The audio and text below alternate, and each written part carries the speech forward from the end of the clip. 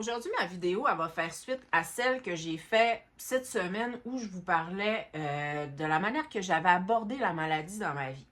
Puis là, j'aimerais ça vous dire que si vous ne souffrez pas de maladie, vous pouvez continuer à m'écouter parce que vous pouvez vous approprier ce que je vais vous partager. Si vous vivez, par exemple, une situation financière difficile, si vous vivez avec de l'inconfort au niveau de votre apparence physique ou de l'inconfort par rapport à de l'anxiété ou de peu importe ce que vous vivez ou même dans le relationnel, vous pouvez employer cette façon-là si elle vous parle à vous. Parce que après cette vidéo-là, j'ai eu beaucoup de questions parce que justement, je disais que la maladie avait été un outil qui m'avait servi à voir, qui m'avait servi à déployer qui j'étais encore davantage.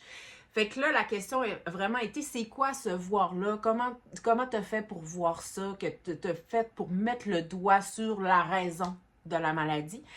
Fait que là, je vais juste vous partager mon expérience, puis comment moi, justement, quand une situation arrive dans mon existence ou que ça coince, je me sens pas bien ou que ça concorde pas à ma joie, comment je la navigue. Donc, là, présentement, vous vivez une situation qui est inconfortable. Là, je vais comme aborder, mettons, la maladie. Je vais prendre l'exemple de la maladie, mais là, vous l'appropriez selon ce que vous vivez. Donc, en temps réel, dans le moment présent, qu'est-ce que te fait ressentir ta maladie? Donc, moi, j'ai noté qu'est-ce que la maladie me faisait ressentir dans l'instant. Fait qu'il y avait beaucoup de honte. Tu sais, j'en ai un peu parlé dans ma première vidéo. Il y avait de la honte parce que je me disais, voyons, tu sais, je suis quelqu'un de spirituel, je suis supposée d'être éveillée, pourquoi que ça m'arrive? Tu sais, je suis supposée d'avoir une vie lisse. J'avais cette perception-là avant. Erreur. Je voyais pas le cadeau de l'expérience à ce moment-là. Donc, c'est ça. Fait qu'il y avait de la honte. Il y avait cette idée de me voir comme une personne fragile, vulnérable. Ensuite, il y avait beaucoup de découragement. Fait que vous pouvez faire l'exercice de votre côté et de vous déposer pour écrire ce que la situation que vous expérimentez présentement vous fait ressentir. Moi, ce qui s'est ouvert à l'idée de faire cet exercice-là, c'est que j'ai pris conscience que ces états que j'avais écrits sur ma feuille, n'étaient pas l'effet de la maladie, mais ils étaient déjà présents avant que la maladie s'installe. Donc, la maladie me permettait de voir ce qui était en place en moi sans que nécessairement je le vois d'une manière fracassante. Je vais vous donner un autre exemple. Cette semaine, non, c'est pas cette semaine, c'est pas vrai. Il y a quelques semaines, j'avais une personne que j'ai accompagnée qui avait des problèmes de dos très, très sévères depuis quelques semaines. Puis, cette personne-là pouvait plus travailler, elle pouvait plus vaquer à ses occupations quotidiennes. Fait que là, elle voulait qu'on regarde ensemble qu'est-ce qui était la cause de ça, pourquoi qu'elle vivait ça.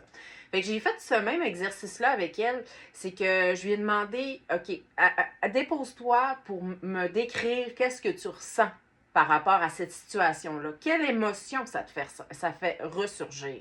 Donc, ce qu'on a vu ensemble, puis moi, je trouve ça fabuleux, c'est qu'il y avait de l'impuissance et il y avait la peur du futur. Donc, ça l'habitait déjà. Il y avait un désir de voir et le mal de dos est apparu pour mettre ça en lumière. Et je trouve ça magistral de voir la vie de cette façon-là, de voir à quel point tout sert à se reconnaître, tout sert à nous ramener à notre centre, tout sert à être au service de notre joie. C'est incroyable. Fait que donc, on est allé voir ensemble, est-ce que c'est encore utile ça de maintenir l'idée de l'impuissance? On a navigué là-dedans, on a été voir l'utilité de ça. Ensuite de ça, on est allé voir l'utilité de maintenir l'idée d'avoir peur du futur. Fait que là, encore là, on est allé revisiter l'idée du futur. Fait qu'on s'est rendu compte, après ça, qu'il n'existait pas le futur. Fait que ça s'est pas... on n'a pas travaillé dessus, ça s'est juste évanoui. Donc, le résultat, c'est que la personne, après ça a été quand même assez rapide, a plus eu de problème de dos. Donc, si je le transpose à moi, avec la maladie, j'étais beaucoup dans une posture de je suis, c'est ça, je suis très limitée, je suis fragile, vulnérable. Puis, je me suis rendu compte à travers cette maladie-là qu'il y avait d'autres possibles. Je n'étais pas obligée d'habiter la fragilité, la vulnérabilité. Le moment présent me permettait d'habiter d'autres choses. Mais il fallait que je le voie, il fallait que je voie que j'étais dans cette posture-là. Fait que c'est tellement magnifique de voir ça parce que quand tu es dans ce positionnement-là, tu vois la maladie arriver, puis c'est plus ah, c'est quelque chose qui m'accable, c'est quelque chose qui me fait voir, c'est quelque chose qui me permet d'être encore plus en contact avec moi-même. Fait que moi, ce choix de regard-là, je le trouve immensément beau. C'est sûr qu'il faut être dans une parfaite acceptation de sa responsabilité, mais elle n'est pas culpabilisante parce que, comme je le mentionnais dans l'autre vidéo, c'est que ça permet, ça répond à notre désir de voir, notre désir de se déployer davantage. Fait que quand, des fois, vous vous dites, parce que je vois ça souvent, là, moi, là, j'ai vécu l'éveil, puis là, il m'arrive toutes sortes d'affaires pas le fun, j'ai des accidents, j'ai ci, j'ai ça qui arrive, mais tout ça te sert à justement à mettre en lumière ce que tu demandes à voir, puis à quitter comme posture. Donc, c'est comme une façon d'aller déconstruire la fondation de ce qui apparaît.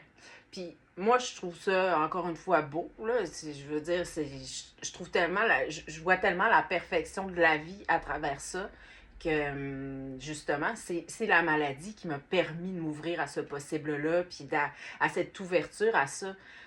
Donc, voilà, je sais pas si ça vous parle, si ça vous parle pas, comme je dis toujours, vous laissez passer, puis mais si ça résonne, je vous, vraiment, là, moi, dans n'importe quoi que je navigue aujourd'hui, c'est l'outil le plus important que j'utilise. C'est comme genre, je trouve que c'est une posture dans laquelle, OK, montre-moi la joie. Montre-moi la joie, elle est où là-dedans? Donc, voilà.